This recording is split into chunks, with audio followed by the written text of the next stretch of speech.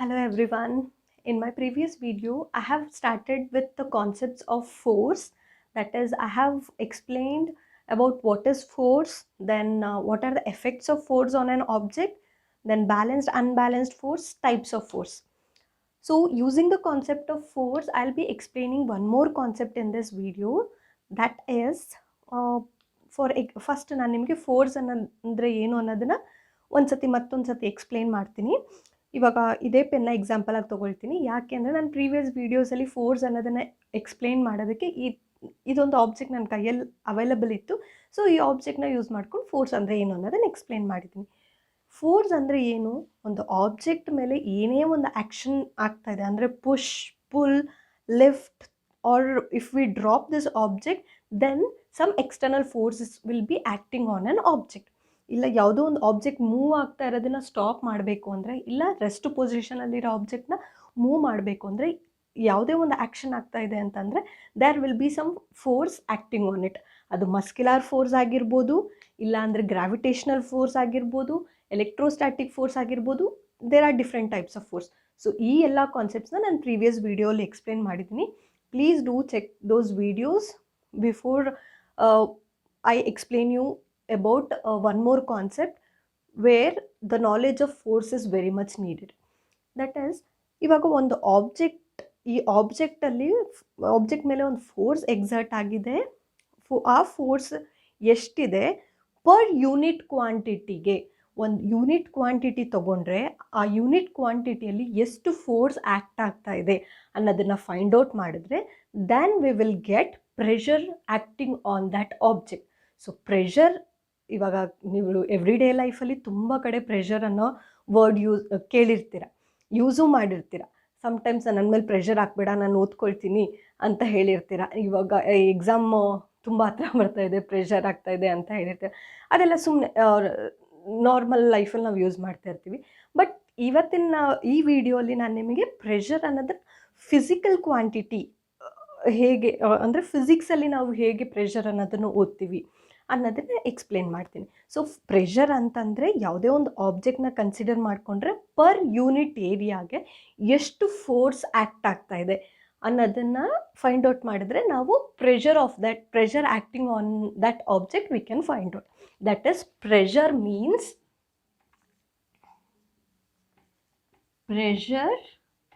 Means force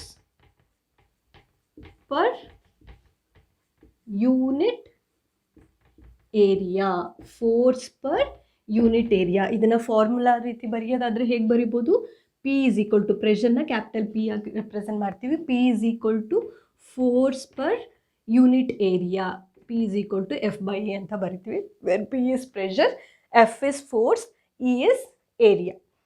and ನಾನು ನಿಮಗೆ unit of pressure ಇವಾಗಲೇ ಎಕ್ಸ್ಪ್ಲೇನ್ ಮಾಡಿಬಿಡ್ತೀನಿ. ಸೊ ದಟ್ ನೆಕ್ಸ್ಟ್ ನಾನು ನಿಮಗೆ ಎಕ್ಸಾಂಪಲ್ಸ್ನ ಕೊಟ್ಟು ಪ್ರೆಷರ್ ಅನ್ನೋ ಕಾನ್ಸೆಪ್ಟನ್ನ ಎಕ್ಸ್ಪ್ಲೇನ್ ಮಾಡ್ತೀನಿ. ಸೊ ಯೂನಿಟ್ ಅಂದರೆ ಏನು? ನಾವು ಯಾವುದೇ ಒಂದು ಕ್ವಾಂಟಿಟಿನ ಓದುವಾಗಲೇ ಮತ್ತು ಯಾವುದೇ ಒಂದು ಕ್ವಾಂಟಿಟಿನ ನಾವು ಮೆಷರ್ ಮಾಡಬೇಕಂದ್ರೆ, ಇವಾಗ ಫಾರ್ ಎಕ್ಸಾಂಪಲ್ ನೀವು ಯಾವುದೋ ಒಂದು ಶಾಪ್ಗೆ ಹೋಗಿರ್ತೀರ, ಫ್ರೂಟ್ ಶಾಪಿಗೆ ಹೋಗಿರ್ತೀರ, ನೀವು ಪೊಮೊಗ್ರನೇಟ್ ಅಥವಾ ಆ್ಯಪಲ್ ಏನೋ ತೊಗೊಳಕ್ಕೆ ಹೋಗಿರ್ತೀರ. ಆ್ಯಪಲ್ ಕೊಡಿ, ಪೊಮೊಗ್ರನೇಟ್ ಕೊಡಿ, ಆರೆಂಜ್ ಕೊಡಿ ಅಂತಂದರೆ ಕೊಡ್ತಾರಾ? ಕೊಡೋದಿಲ್ಲ. ಅಲ್ಲಿ ಐದರ್ ನೀವು ಒಂದು ಕೊಡಿ, ಒಂದು ಆ್ಯಪಲ್ ಕೊಡಿ, ಇಲ್ಲ ಒಂದು ಪೊಮೊಗ್ರನೇಟ್ ಕೊಡಿ ಅಂತ ಅದ್ರ ಕ್ವಾಂಟಿಟಿನ ಹೇಳಬೇಕು. ಇಲ್ಲ ಅಂದರೆ ನೀವು ಕೆಲವೊಂದು ಸತಿ ಏನು ಮಾಡ್ತೀರಾ, 1 kg ಆಫ್ ಆ್ಯಪಲ್ ಕೊಡಿ, ಇಲ್ಲ 5 kgs ಆಫ್ ಆ್ಯಪಲ್ ಕೊಡಿ ಅಂತ ಹೇಳ್ತೀರಾ. ಅದು ಯಾವಾಗಲೂ ನೀವು ಕ್ವಾಂಟಿಟಿನ ಹೇಳುವಾಗ ಯೂನಿಟ್ಸ್ ಯೂಸ್ ಮಾಡಿಕೊಂಡು ಕ್ವಾಂಟಿಟಿನ ಯೂಸ್ ಮಾಡ್ತೀರಾ ಅಲ್ವಾ? ಅದೇ ಥರ ಫೋರ್ಸ್ನ ನಾವು ಎಲ್ಲೇ ನಾವು ಫೋರ್ಸ್ ಮೆಜರ್ ಮಾಡಿದ್ರು ಅದರ ಯೂನಿಟ್ನ ಹೇಗೆ ತೊಗೊಳ್ತೀವಿ? What is the unit of force? It is Newton. It is represented by capital letter N. Capital letter ಎನ್ನ ಯೂಸ್ ಮಾಡ್ತೀವಿ. ಏರಿಯಾಗೆ, ಯೂನಿಟ್ ಏರಿಯಾಗೆ ಹೇಗೆ ತೊಗೊಳ್ತೀವಿ? Metre square. ಸೊ ಇದನ್ನು ಪ್ರೆಷರ್ ಯೂನಿಟ್ ಏನಂತ ಆಗುತ್ತೆ ಅವಾಗ? Newton per metre square. ಇಲ್ಲಿ ಮೈನಸ್ ಸೈನ್ ಯಾಕೆ ಬರ್ತಾ ಇದೆ? ಯಾಕೆ ಅಂದರೆ ಏರಿಯಾ ಡಿನಾಮಿನೇಟರಲ್ಲಿದೆ. ಡಿನಾಮಿನೇಟರಲ್ಲಿ ಮೀಟರ್ ಸ್ಕ್ವೇರ್ ಇದೆ, ಅದನ್ನು ನ್ಯೂಮರೇಟರ್ ತಗೊಂಡ್ರೆ -2 ಆಗುತ್ತೆ. Newton per metre square is the unit for pressure, or we can use one more unit which is called Pascal. This is represented by capital letter P and A. Even pascal ಅನ್ನೋದು ಒಂದು scientist name. So ಅವರ ನೇಮ್ನ ನಾವು ಪ್ರೆಷರಿಗೆ ಯೂನಿಟಾಗಿ ತೊಗೊಂಡಿದ್ವಿ. ಅದೇ ಥರ Newton ಅನ್ನೋದು ಒಬ್ಬರು scientist name. ಒಬ್ಬರು scientist ನೇಮ್ನ ನಾವು ಫೋರ್ಸ್ಗೆ ಯೂನಿಟಾಗಿ ತೊಗೊಂಡಿದ್ವಿ. Therefore we are writing capital N capital P here. So force pressure ಅಂದರೆ ಏನು, ಒಂದು ಆಬ್ಜೆಕ್ಟ್ ಯೂನಿಟ್ ಏರಿಯಾ ತೊಗೊಂಡ್ರೆ ಒಂದು ಯೂನಿಟ್ ಏರಿಯಾಲಿ ಎಷ್ಟು ಫೋರ್ಸ್ ಆ್ಯಕ್ಟ್ ಆಗ್ತಾ ಇದೆ ಅನ್ನೋದನ್ನು ಫೈಂಡ್ ಔಟ್ ಮಾಡಿದ್ರೆ ನಮಗೆ ಪ್ರೆಷರ್ ಅಂದರೆ ಏನು ಅಂತ ಗೊತ್ತಾಗುತ್ತೆ. ಸೊ ಪ್ರೆಷರ್ ಅನ್ನೋದನ್ನು ನಿಮಗೆ ಎಕ್ಸ್ಪ್ಲೇನ್ ಹಾಗಾದರೆ ಪ್ರೆಷರ್ ಅಂದರೆ ಏನು, ಫೋರ್ಸ್ನ ಇನ್ಕ್ರೀಸ್ ಮಾಡಿದ್ರೆ ಪ್ರೆಷರ್ ಇನ್ಕ್ರೀಸ್ ಆಗುತ್ತಾ ಡಿಕ್ರೀಸ್ ಆಗುತ್ತಾ? Pressure is directly proportional to force, pressure is indirectly proportional to area. ಹಾಗಾದರೆ ಫೋರ್ಸ್ನ ಇನ್ಕ್ರೀಸ್ ಮಾಡಿದ್ರೆ ಪ್ರೆಷರು ಇನ್ಕ್ರೀಸ್ ಆಗುತ್ತೆ, ಫೋರ್ಸ್ನ ಡಿಕ್ರೀಸ್ ಮಾಡಿದ್ರೆ ಪ್ರೆಷರು ಡಿಕ್ರೀಸ್ ಆಗುತ್ತೆ. ಅದೇ ಥರ ಏರಿಯಾನ ಇನ್ಕ್ರೀಸ್ ಮಾಡಿದ್ರೆ ಪ್ರೆಷರು ಡಿಕ್ರೀಸ್ ಆಗುತ್ತೆ. ಯಾಕೆ? Area is inversely proportional. Area ಜಾಸ್ತಿ ಮಾಡಿದ್ರೆ ಪ್ರೆಷರು ಡಿಕ್ರೀಸ್ ಆಗುತ್ತೆ, ಏರಿಯಾನ ಡಿಕ್ರೀಸ್ ಮಾಡಿದ್ರೆ ಪ್ರೆಷರು ಇನ್ಕ್ರೀಸ್ ಆಗುತ್ತೆ. ಸೊ ಈ ಕಾನ್ಸೆಪ್ಟ್ಸ್ನೆಲ್ಲ ಎಕ್ಸ್ಪ್ಲೇನ್ ಮಾಡೋದಕ್ಕೆ ನಾನು ನಿಮಗೆ ಕೆಲವೊಂದು ಎಕ್ಸಾಂಪಲ್ಸ್ ತೊಗೊಳ್ತೀನಿ. ಸೊ ಆ ಎಕ್ಸಾಂಪಲ್ಸಲ್ಲಿ ಒಂದು ಎಕ್ಸಾಂಪಲು, ನನ್ನ ಕೈಯಲ್ಲೂ ಪೆನ್ಸಿಲ್ ಇದೆ, ಪೆನ್ನಲ್ಲೇ ಎಕ್ಸ್ಪ್ಲೇನ್ ಮಾಡ್ಬೋದಿತ್ತಲ್ಲ ಅಂತ ಅಂದ್ಕೋಬೇಡಿ. ಯಾಕೆ ಪೆನ್ನಲ್ಲಿ ಪ್ರೆಷರ್ ಇಲ್ವಾ ಅಂತ, ಪೆನ್ನಲ್ಲೂ ಎಕ್ಸ್ಪ್ಲೇನ್ ಮಾಡ್ಬೋದು. ಏನಿಲ್ಲ, ಪೆನ್ನಲ್ಲಿ ನಾನು ನಿಮಗೆ ಎಕ್ಸ್ಪ್ಲೇನ್ ಮಾಡ್ತಾ ಹೋದರೆ ನನ್ನ ಕೈಯೆಲ್ಲ ಇಂಕ್ ಆಗುತ್ತೆ ಅನ್ನೋದಕ್ಕೋಸ್ಕರ ಪೆನ್ಸಿಲ್ ತೊಗೊಂಡಿದ್ದೀನಿ. ಸೊ ಪೆನ್ಸಿಲಲ್ಲಿ 2 ಎಂಡನ್ನ ಅಬ್ಸರ್ವ್ ಮಾಡ್ಬೋದು. ಒಂದು ಎಂಡ್ ಇದು, ಇನ್ನೊಂದು ಎಂಡ್ ಇದು. ಸೊ ಈ end area of contact is very less when compared to this end. ಇಲ್ಲಿ ಫ್ಲ್ಯಾಟನ್ಡ್ ಎಂಡ್ ಇದೆ, ಇಲ್ಲಿ ಶಾರ್ಪ್ ಎಂಡ್ ಇದೆ. ಸೊ ಈ ಪೆನ್ಸಿಲ್ನ ತಗೊಂಡು ನನ್ನ ಹ್ಯಾಂಡ್ಸ್ ಮೇಲೆ ಪ್ರೆಸ್ ಮಾಡಿದಾಗ ಈ ಎಂಡನ್ನು ತೊಗೊಂಡು ನಾನು ಹ್ಯಾಂಡ್ಸ್ ಮೇಲೆ ಪ್ರೆಸ್ ಮಾಡ್ತೀನಿ. ಅದೇ ಥರ ಈ ಫ್ಲ್ಯಾಟನ್ಡ್ ಎಂಡನ್ನ ತೊಗೊಂಡು ನಾನು ಹ್ಯಾಂಡ್ಸ್ ಮೇಲೆ ಪ್ರೆಸ್ ಮಾಡ್ತೀನಿ. ಎರಡೂ ಟೈಮಲ್ಲಿ ನಾನು ಈ ಎಂಡನ್ನು ಪ್ರೆಸ್ ಮಾಡಿದಾಗ ಈ ಎಂಡನ್ನ ಪ್ರೆಸ್ ಮಾಡಿದಾಗ ಎರಡೂ ಸತಿ ನಾನು ಒಂದೇ ಪ್ರೆಷರ್, ಅಂದರೆ ಸೇಮ್ ಕ್ವಾಂಟಿಟಿ ಆಫ್ ಪ್ರೆಷರ್, ಅದನ್ನು ನಾನು ಮೆಷರ್ ಮಾಡಿಲ್ಲ. But the force I am applying there is same. ನಾನು ಫೋರ್ಸ್ ಅಪ್ಲೈ ಮಾಡ್ತಾ ಇದ್ದೀನಲ್ಲ, ಆ ಫೋರ್ಸು ಸೇಮ್, ಒಂದೇ ಕ್ವಾಂಟಿಟಿ ಆಫ್ ಫೋರ್ಸ್ ಅಪ್ಲೈ ಮಾಡಿದ್ದೀನಿ. ಹಾಗಾದರೆ ಪ್ರೆಷರು ಎರಡೂ ಟೈಮು ಒಂದೇ ಇತ್ತಾ? ಇಲ್ಲ. ಯಾಕೆ ಅಂತಂದರೆ ಇಲ್ಲಿ ಏರಿಯಾ ಆಫ್ ಕಾಂಟ್ಯಾಕ್ಟ್, ಇದನ್ನು ಪ್ರೆಸ್ ಮಾಡಿದ್ನಲ್ಲ ನಾನು, ಇವಾಗ area of contact is less when compared to this area. So area ಕಮ್ಮಿ ಇರೋದ್ರಿಂದ ಏನಾಗ್ತಾ ಇದೆ, ಅಲ್ಲಿ ಪ್ರೆಷರ್ ಜಾಸ್ತಿ ಇದೆ. ಅದೇ ಇಲ್ಲಿ ಏರಿಯಾ ಜಾಸ್ತಿ ಇರೋದ್ರಿಂದ ಏನಾಗ್ತಾ ಇದೆ, ಪ್ರೆಷರ್ ಕಮ್ಮಿ ಆಗ್ತಾ ಇದೆ. ಅದೇ ಥರ ನೀವು ಈ ವೈಟ್ ಬೋರ್ಡ್ ಇಲ್ಲಿ ನೋಡ್ತಾ ಇರ್ಬೋದು. ಈ ವೈಟ್ ಬೋರ್ಡ್ನ ನಾನು ಈ ವಾಲ್ ಮೇಲೆ ಹ್ಯಾಂಗ್ ಮಾಡೋದಕ್ಕೆ ಏನು ಮಾಡಿದ್ದೀನಿ ಅಂದರೆ, ಇಲ್ಲೊಂದು ಆ ಕಡೆ ಒಂದು 2 ಮೊಳೆಗಳನ್ನ ಯೂಸ್ ಮಾಡಿದ್ದೀನಿ.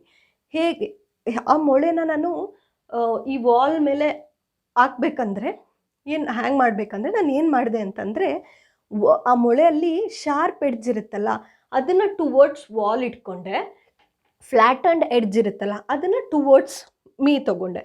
ಆಮೇಲೆ ಏನು ಮಾಡಿದೆ ಅಂದರೆ ಅದನ್ನು ಹ್ಯಾಮರ್ ತೊಗೊಂಡು ಹೊಡಿತಾ ಹೋದೆ. ಅವಾಗ ಏನಾಯಿತು, ಶಾರ್ಪ್ ಎಡ್ಜ್ ಇರೋವಂಥ ಆಬ್ಜೆಕ್ಟು ಈ ವಾಲ್ ಒಳಗೆ ಹೋಗಕ್ಕೆ ಸ್ಟಾರ್ಟ್ ಮಾಡ್ತು. ಯಾಕೆ? ಶಾರ್ಪ್ ಎಡ್ಜ್ ಇರೋವಂಥ ರೀಜನಲ್ಲಿ ಏನಾಯಿತು, ನಾನು ಫೋರ್ಸ್ ಅಪ್ಲೈ ಮಾಡ್ತಾಯಿದ್ದೀನಿ. ಸೊ ನಾನು ಹೊಡಿತಾ ಇದ್ದೀನಿ ಆ ಆಬ್ಜೆಕ್ಟ್ ಮೇಲೆ ಅಂದರೆ ನಾನು ಫೋರ್ಸ್ ಅಪ್ಲೈ ಮಾಡ್ತಾಯಿದ್ದೀನಿ ಆ ಆಬ್ಜೆಕ್ಟ್ ಮೇಲೆ.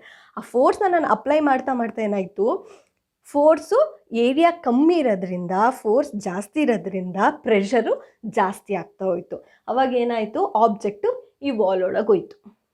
ಅದೇ ಥರ ನೀವು ಯಾವುದೇ ಒಂದು ವೆಜಿಟೇಬಲ್ಸ್ ಅಥವಾ ಫ್ರೂಟ್ಸ್ ಏನಾದರೂ ಒಂದು ಕಟ್ ಮಾಡಬೇಕಂದ್ರೆ ನೈಫ್ನ ತೊಗೊಳ್ತೀರಲ್ವ, ನೈಫಲ್ಲಿ ಯಾವ ಸೈಡನ್ನ ನೀವು ಯೂಸ್ ಮಾಡ್ತೀರಾ ಕಟ್ ಮಾಡೋದಕ್ಕೆ, ಯಾವ ಸೈಡಲ್ಲಿ ಶಾರ್ಪ್ ಎಡ್ಜ್ ಇರುತ್ತೆ, ಶಾರ್ಪ್ ಸರ್ಫೇಸ್ ಇರುತ್ತೆ, ಅದನ್ನು ತೊಗೊಂಡು ಕಟ್ ಮಾಡ್ತೀರಲ್ವ. ಯಾಕೆ? ಇನ್ನೊಂದು ಸೈಡಲ್ಲಿ ತುಂಬ ದಪ್ಪ ಸರ್ಫೇಸ್ ಇರುತ್ತಲ್ಲ ಅದನ್ನು ತೊಗೊಂಡು ಯಾಕೆ ಕಟ್ ಮಾಡೋಕ್ಕಾಗೋದಿಲ್ಲ? ಯಾಕೆ ಅಂದರೆ ಶಾರ್ಪ್ ಎಡ್ಜ್ ಇದ್ದಾಗ ಏನಾಗುತ್ತೆ, ಅಲ್ಲಿ ಶಾರ್ಪ್ ಸರ್ಫೇಸ್ ಇದ್ದಾಗ ಏನಾಗುತ್ತೆ, ಏರಿಯಾ ಕಮ್ಮಿ ಇರುತ್ತೆ. ಏರಿಯಾ ಕಮ್ಮಿ ಇದ್ದರೆ ಪ್ರೆಷರು ಜಾಸ್ತಿ ಇರುತ್ತೆ, ಫೋರ್ಸ್ ಅಪ್ಲೈ ಮಾಡ್ತಾ ಇರೋದು ಜಾಸ್ತಿ ಇರುತ್ತೆ, ಪ್ರೆಷರು ಜಾಸ್ತಿ ಇರುತ್ತೆ.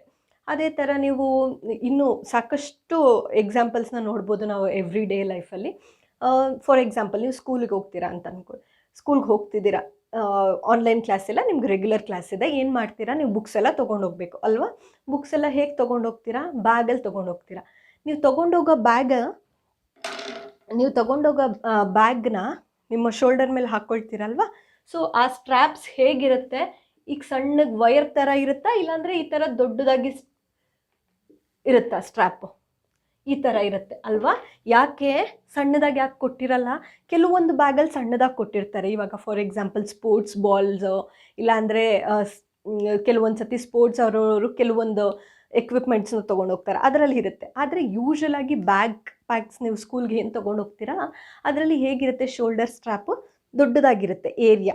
ಯಾಕೆ ಅಂದರೆ ಏರಿಯಾ ದೊಡ್ಡದಾಗ್ತಾ ಇದ್ದಂಗೆ ಏನಾಗುತ್ತೆ, pressure exerted by that object will be less when compared to the object which is having lesser surface area. So area ಕಮ್ಮಿ ಇದ್ದರೆ ಪ್ರೆಷರು ಜಾಸ್ತಿ ಆಗುತ್ತೆ.